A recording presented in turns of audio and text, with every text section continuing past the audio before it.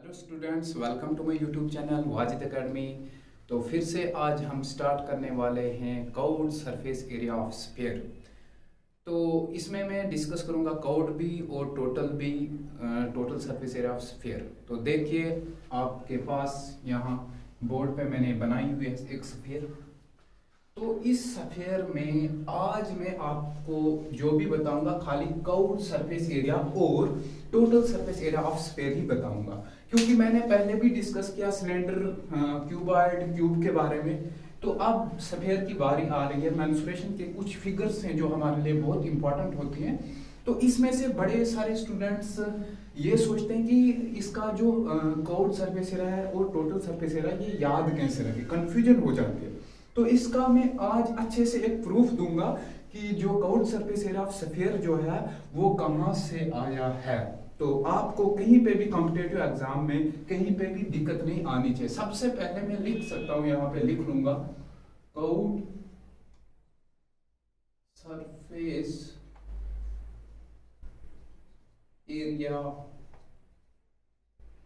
Of sphere.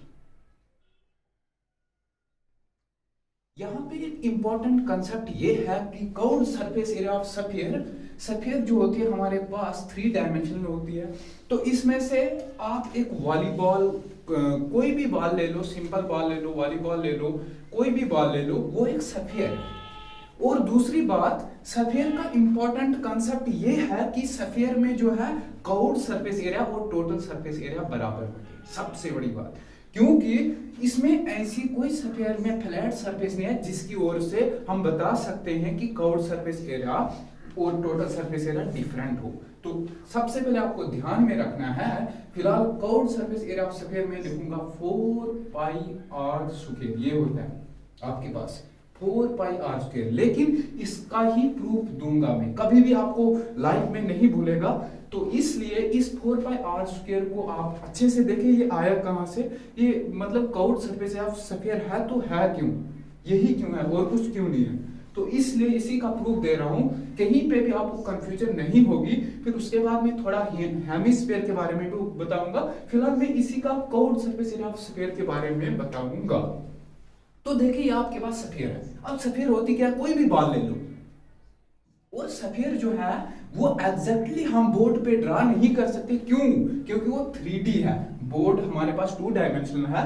हम circle जैसे जो कोई भी चीज हम यहाँ पे ड्रा करते हैं, दिस इज सर्कल, ये होता है हमारे पास एक सर्कल। तो स्फीयर एग्जैक्टली नहीं बता सकते हम। इमेजिन करो आप, ये एक स्फीयर है। तो इसमें से आपको ये चीज देखनी है मेन इंपॉर्टेंट कि 4 पाई आर स्क्वायर आयत आया कहां से, मेन इंपॉर्टेंट बात ये है। तो देखिए, ये एक स्फीयर है। इसमें से आप एक एग्जांपल दूंगा मैं अच्छे से प्रूफ देने के लिए।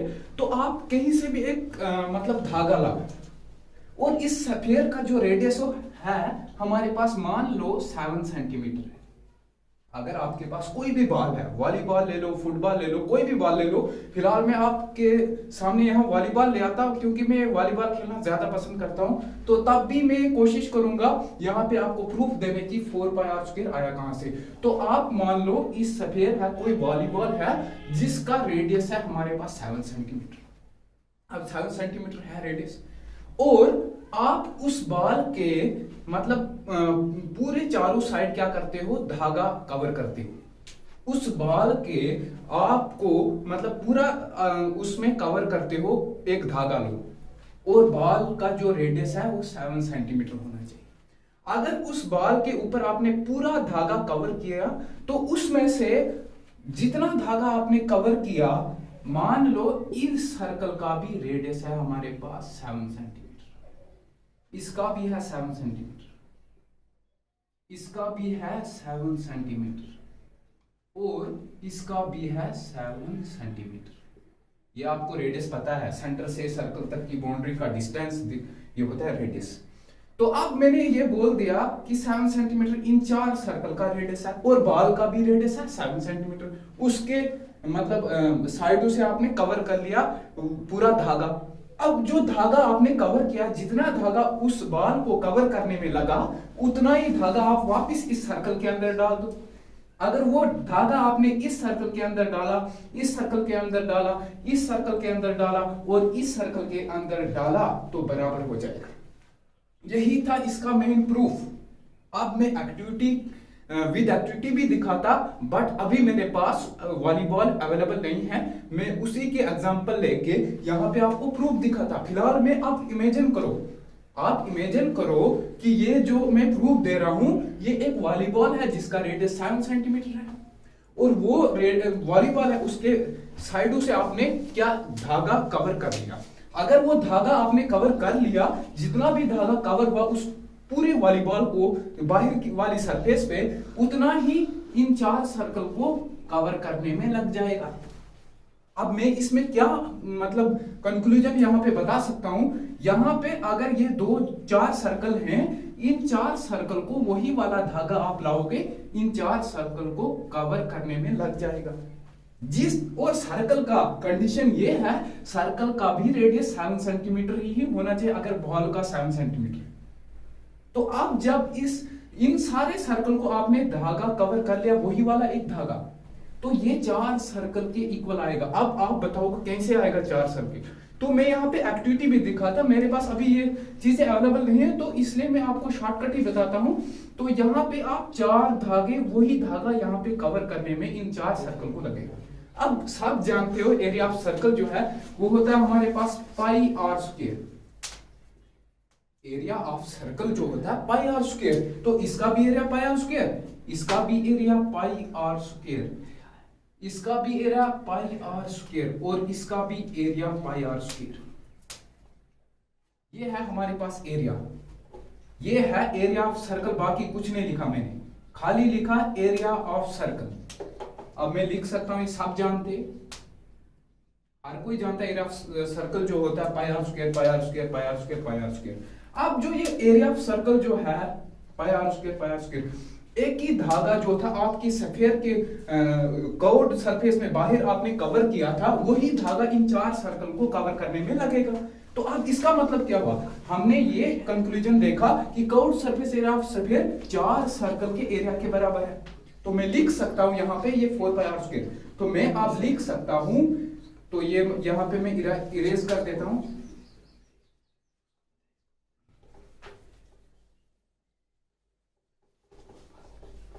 देखिए अब मैं आपको यही प्रूफ देने वाला हूं। देखो यहाँ पे, तो यहाँ पे मैं लिख सकता हूं curved surface area of sphere, पता है आपको पाई आर स्क्वायर, एक सर्कल का रेडियस, ये area plus pi r square, plus pi r square, plus pi r square equal to, तो ये यहाँ पे 1 पाई आर स्क्वायर 2 3 4, तो लिख सकता हूं 4 पाई आर स्क्वायर।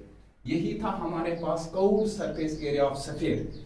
तो यही था हमारे पास 4 पाई आर स्क्वायर जो था, यही था curved surface area of sphere, जो आपको मैंने प्रूफ दिया अच्छे से। अगर आपको इसमें कोई कंफ्यूजन है, मैं विद एक्टिविटी भी दिखाऊंगा। फिलहाल मैंने आपको बोला एक सफेयर ले लो, उसके साइड में कवर कर लो एक धागा जिसका रेडियस सफेयर का होना चाहिए 7 सेंटीमीटर। दूसरी तरफ से मैंने ये बोला, और एक दूसरी तरफ आप 4 सर्कल ले लो जिनका सेम रेडियस होगा, उन 4 सर्कल के बराबर आएगा। अभी मैंने 4 लिए, 5 नहीं लिए, 3 नहीं लिए, 3 कभी भी बराबर नहीं आएंगे, तो इसमें से 4 सर्कल के बराबर वही धागा कवर करने को लगेगा। तो उसके बाद हमारे पास हमने निकाला इसका curved surface area of sphere 4 pi r square. अब दूसरी बात, अब मैं थोड़ा हेमिस्फीयर के बारे में बताता हूं। मैं अब हेमिस्फीयर के बारे में बताता हूं, और उसका भी प्रूफ इसी से निकलता है। हेमिस्फीयर होता क्या है, हेमिस्फीयर होता क्या है, वही प्रूफ दे रहा हूं। तो देखो यहां पे हेमिस्फीयर, हेमी मतलब हाफ, सफेयर। अब देखो सफेयर पता ही है, उसका हाफ कर दो सफेयर का। ये देखो यहां पे एक सफेयर है, इसको सेंटर से काट लो, बन गई हेमिस्फीयर। अगर इसको सेंटर से काट लोगे, देखो